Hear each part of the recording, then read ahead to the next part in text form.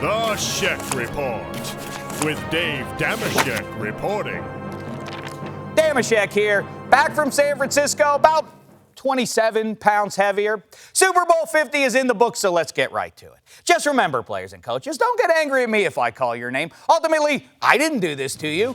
You did this to you. Let it begin! At number 5, those T-shirts winning football teams put on over their pads. Now, I don't want to get in the way of your fun, but those things look almost as silly as the Death Star-sized rings you get as Super Bowl champs. Why not just stick with a cap? Or if you want to do something new, how about a top hat? Or one of those hat things with the beer straws on it. I heard one time players like celebrating with beer. I'm going to drink a lot of beer tonight, Jim. Or maybe a cape. Yeah, a victory cape. Now that's better. At number 4, everyone who made the rapid ascent to the peak of Mount Pious in the post-game glow to tisk-tisk about Cam Newton's reaction to losing the biggest game of his life. I know it doesn't matter to you that he could probably hear the victor celebrating nearby, or that maybe he knows getting back to a Super Bowl won't be easy, or that he was perfectly gracious to Peyton on the field, because what really matters is when confronted with inessential questions from self-serious blowhards, he acted bummed out. Yes, unlike the hero who punctuated winning the big game by shilling for pizza and beer. Budweiser, Von Miller's buying. Hey, the guy's got to make a living post-retirement, right? Cam committed the sin of being visibly disappointed. How dare he? I think I speak for all sports fans when I say I want to live in a world in which pro athletes care less. Right, everybody? Maybe if Cam said he was going to go drown his sorrows in Oikos yogurt, we'd be more satiated. Or maybe if Cam's significant other had made like Giselle and blamed the Panthers receivers. And she could have. Or maybe he should have made like Peyton, who's blamed his O-line on more than one occasion.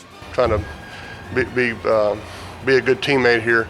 Let's just say we had some problems in protection. Perhaps he should have done like Russell Wilson and cribbed his emotions from Google. Or maybe he should have danced the night away like Gronk.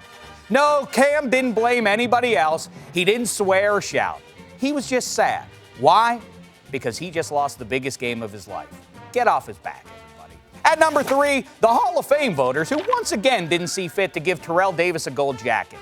Sure, longevity is a virtue, but it shouldn't trump the stretch of dominance TD provided the two-time champs in the late 90s. Hall of Famers often say the top criterion should be whether a player was the best at his position, and TD was that in an era that included Hall of Famers Emmitt Smith, Barry Sanders, Jerome Bettis, Curtis Martin, and others. Go ask them if he deserves a gold jacket. Well, don't ask them because when he was playing games, they were playing their games, so they probably didn't get a chance to watch on TV. But you get my point. At number 2, people who root for the team that beat their team in the playoffs to go on and win the Super Bowl. If you haven't noticed, I'm a Steelers fan. And shame the devil if anyone would expect me to cheer for the Broncos, who the Steelers just about had beat a mile high a little over 3 weeks ago. I understand the logic behind when you lose to the eventual champ, at least you know you lost to the best. But since when is being a fan logical? And if a bully beats me up, I hope someone turns around and beats that bully up. And that brings me to number 1 in this week's brown paper bag of shame, which goes to Dave Damashek. Yeah, back in November of 2013, I declared Peyton Manning would never win another Super Bowl. And like fellow man of honor Jerry Orbach said at the end of Dirty Dancing, when I'm wrong, I say I'm wrong. Although, to be fair, Peyton had about as much to do with the playoff run as a piece of pepperoni on one of his beloved pizzas. Either way, this one wasn't about Peyton, right, John Elway? This one's for Pat. Well done, number 7. Anywho, I'm a man of honor. I was wrong, so I get this. It's the brown paper bag of shame.